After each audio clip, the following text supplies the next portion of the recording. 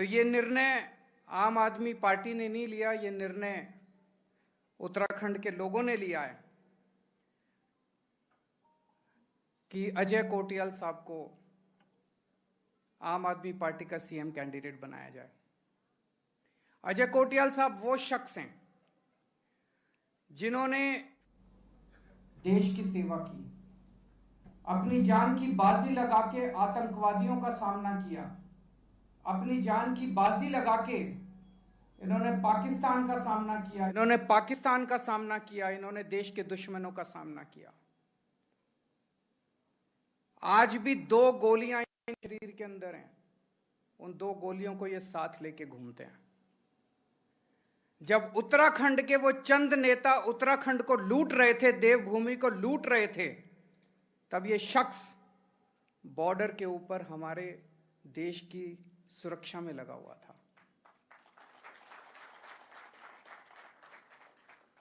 तो उत्तराखंड के लोगों को ऐसे देशभक्त की जरूरत है जो अपनी जान की परवाह किए बिना तन मन धन सब कुछ लगा के उत्तराखंड के विकास के बारे में सोच सके। कुछ साल पहले केदारनाथ पे आपदा आई थी, केदारनाथ को काफी क्षति हुई थी। एक बार तो ऐसे लग रहा था जैसे कैसे इसको ठीक किया जाएगा। तब इस शख्स ने अपनी टीम के साथ मिलकर केदारनाथ का पुनर्निर्माण किया था, केदारनाथ को ठीक किया था। इन्होंने अपनी टीम के साथ मिलकर केदारनाथ को पुनर्निर्माण किया था और अब ये उत्तराखंड के नवनिर्माण करने का इन्होंने बीड़ा उठाया। दोस्तों, उत्तराखंड को देवभूमि कहते हैं हम। यहां पे इतने सारे हिंदुओं के तीर्थ स्थान हैं, इतने सारे तीर्थ स्थान हैं। बद्रीनाथ, केदारनाथ, गंगोत्री, यमुनोत्री, ऋषिकेश, हरिद्वार, जागेश्वर धाम, धारी देवी,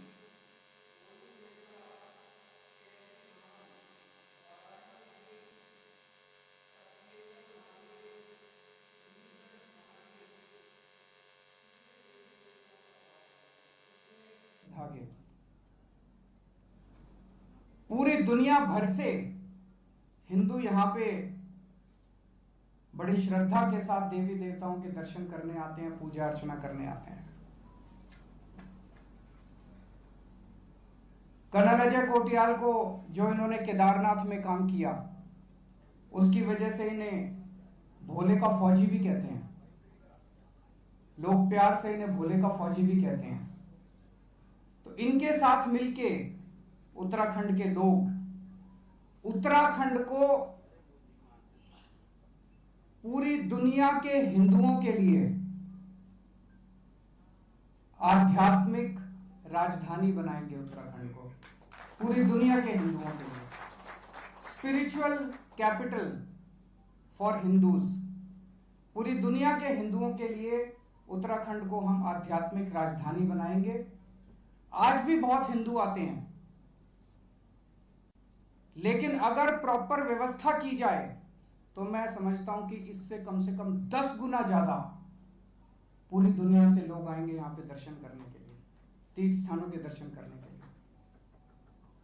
आप सोच सकते हैं, एक तरफ लोग दर्शन करने आएंगे, उन्हें आध्यात्मिक सुख मिलेगा, और दूसरी तरफ यहां के अपने युवाओं को रोजगार मिलेगा, रोजगार के नए नए अवसर पैदा होंगे।